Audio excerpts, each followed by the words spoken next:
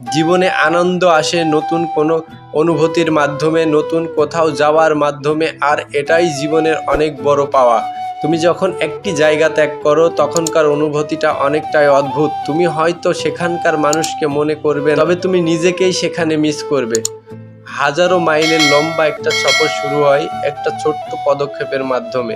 প্রবাসে থাকা অবস্থায় জীবনকে ভালোবাসা অনেকটাই সহজ, কেননা সেখানে কেউ তোমাকে চেনে না, কেউই তোমার জীবনে হস্তক্ষেপ করে না, তুমিই সেখানে সর্বসেবা। তোমার দেশকে জানার অনেক কার্যকর একটা উপায় হচ্ছে এটা ত্যাগ করে বিদেশে যাওয়া। আমাদের জন্মভূমিকে শুধুমাত্র ভূগোল কিংবা একটা নির্দিষ্ট অবস্থান দ্বারা প্রকাশ করা হয় না, এটা প্রকাশ করা হয় স্মৃতি, সেখানকার ঘটনা আর মানুষের মাধ্যমে। আমার কাছে আদর্শ জীবন বলতে প্রবাসে স্বাভাবিকভাবে জীবনযাপন করাকেই বোঝায়। দুটো সংস্কৃতির স্বাদ গ্রহণ করা একটা তেতো মিষ্টি অভিজ্ঞতার মতো। তবে তুমি যখন তোমার জন্মভূমিকে একবার ছেড়ে আসবে তার মতো আর কিছুই পাবে না।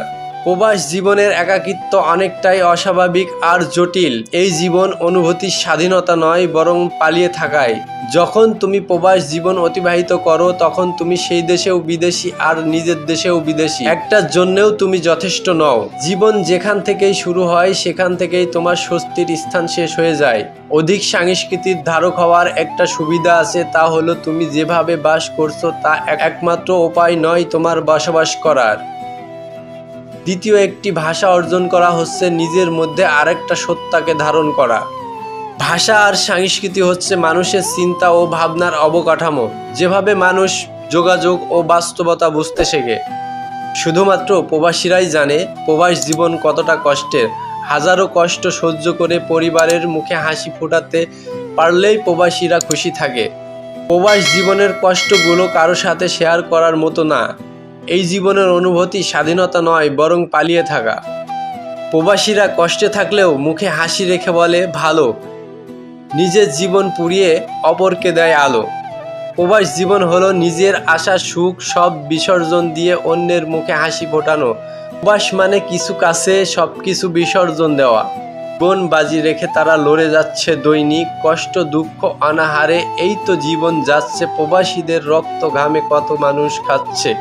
প্রবাসীরা তার সুখের চেয়ে তার পরিবারের সকল সদস্যের সুখের কথাই বেশি ভাবে। আল্লাহ যেন সকল প্রবাসীদেরকে ভালো রাখেন। প্রত্যেকটা প্রবাসী হলেন এক একটা জ্বলন্ত মোমবাতির মতো, নিজে জ্বলে সবাইকে আলোকিত করে থাকেন।